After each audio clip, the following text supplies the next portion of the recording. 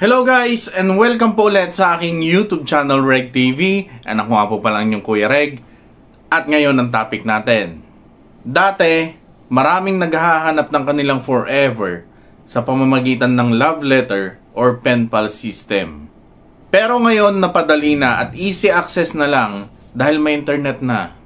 At pwede ka nang mamili ng mga dating apps para gamitin na hanapin yung forever mo.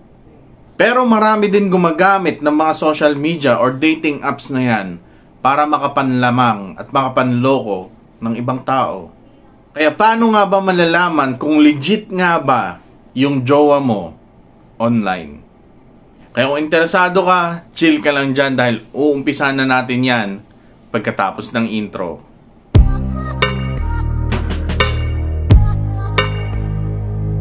So ano nga ba yung mga signs na legit ang jowa mo online? Number 1, hindi siya pabago-bago.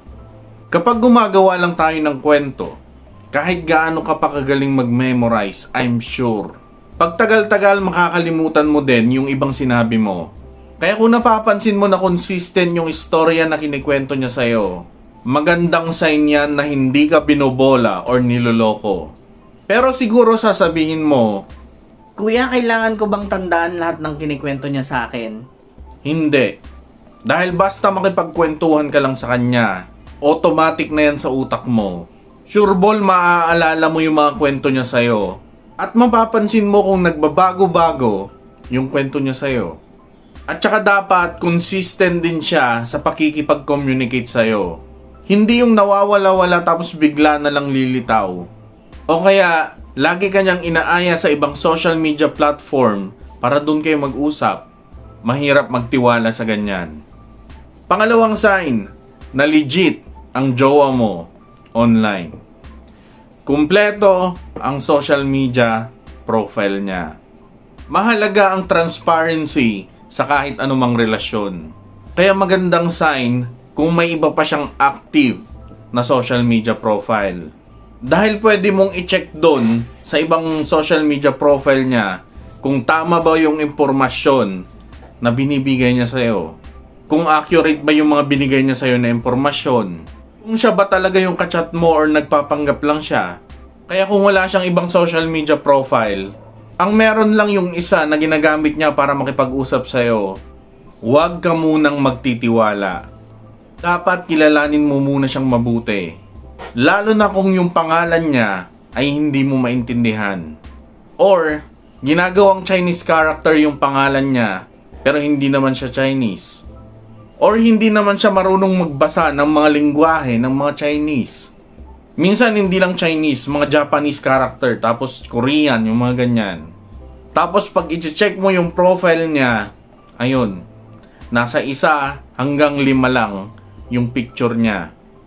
Tapos, puro nature na yung nakalagay na picture doon. Or anime character.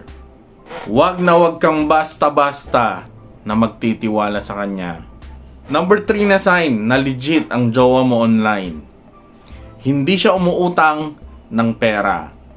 Kung yung online date mo ay hindi humihingi or hindi umuutang ng pera kahit kailan, kahit na sabihin natin na inabot na kayo ng ilang taon, or hindi siya naging interesado kung magkano yung sinasahod mo. Hindi siya naging interesado kung ano yung pinagkakakitaan mo, kung ano yung business mo. Magandang sign yan. Dahil sa panahon ngayon, ginagamit na nila yung social media para makapangbudol ng ibang tao. Para makahuthut ng pera. Kaya kung yung online date mo ngayon ay inuutangan ka or hinihingan ka ng pera, dahil halos buwan-buwan na lang nauospital yung bawat membro ng pamilya niya. Or sasabihin niya na dahil mag-open daw kayo ng business at iipunin niya yung kikitain para sa future nyo. Sana all, diba? Huwag kang magtitiwala agad sa ganyan.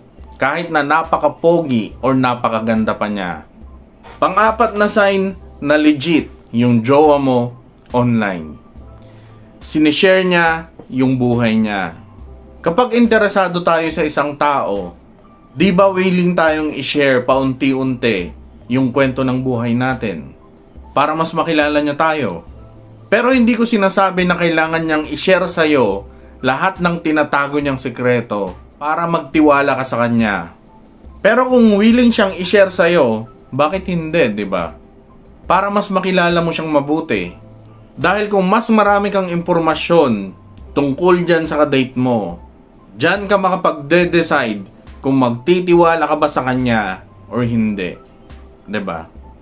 Pero, kung nagtiwala naman sa inyo yung tao, huwag naman kayong marites. Huwag nyong ikikwento sa iba yung mga sikreto niya. Dahil nagtiwala siya sa inyo. Malay mo, siya pala talaga yung forever mo, diba? Naging kayo talaga. Tapos one day magkakasama kayo. Di alam na ng mga tao yung sikreto ng jowa mo. Dahil kinuwento mo sa kanila eh. Minarites mo sa kanila. Panglimang sign na legit ang jowa mo online. Hindi ka pinapaasa. Kung never kanyang iniindyan kung magmi-meet kayo. Or hindi siya biglang gumagawa ng mga excuses sa araw ng pagkikita nyo. Magandang sign yan. Kahit nasa online lang kayo nag-meet, dapat paminsan-minsan nagkikita din kayo. Kaya kung napapansin mo na lagi na lang na pag may usapan kayo na magkikita, pero lagi siyang may palusot, lagi na lang may emergency na nangyayari, hindi na magandang sign yan. At kung matinong relasyon ang hanap mo, yung one day magkakasama kayo at bubuo ng pamilya, hindi mo yan mahahanap sa kadate mo na yan. Dahil lagi ka na lang pinapaasa. Pang-anim na sign na legit ang jowa mo online. Nag-aalala sa'yo. Kung yung jowa mo online ay nag-aalala sa safety mo, magandang sign yan na pwede kang magtiwala sa kanya. Yung tatawagan ka niya kung nakauwi ka na ng bahay. Or magmi-message kung nasa mabuti ka bang kalagayan. Natural na yan sa mga tao na i-check yung kanilang mga mahal sa buhay. At kung kamusta ba sila. Pero dapat nyo din tandaan, kailangan nyo din tandaan na madali lang mag-text or sabihin yung mga sweet messages na nag-aalala ang isang tao. Kaya kayo nang mag-decide kung sincere ba siya sa mga sinasabi niya or bola-bola lang. 'Di ba? Pero siguro sasabihin nyo, Kuya, ganyan talaga. Kailangan mo talagang sumugal para sa love. well, tama naman. Kailangan mo talagang sumugal. Pero, iba yung sumusugal na nag-iingat kaysa sa sumusugal na hindi nag-iisip. 'Di ba? Kaya dapat maging matalino ka sa pagpili mo sa makakapareha mo.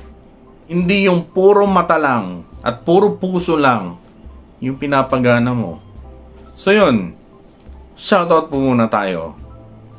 Shoutout kay Jessica Fabon. Shoutout din kay Romer de Guzman from Riyadh. Kay Nicole Torres from Dubai. Shoutout din kay Jasmine Santos. Kay Mrs. Michaels from Canada. Kay Rizel Sereno from Damam. Kay Tess Dilim. Kay Michelle Habal from Riyadh. Kay Jel Baybon from Singapore. Shoutout din kay Rochelle Marcos. Kay Maria Lorena Erazo. Shoutout din kay Lani from Hong Kong. And maraming salamat po sa pananood. Ingat kayo sa mga naroon. God bless. Love you all. Peace and goodbye.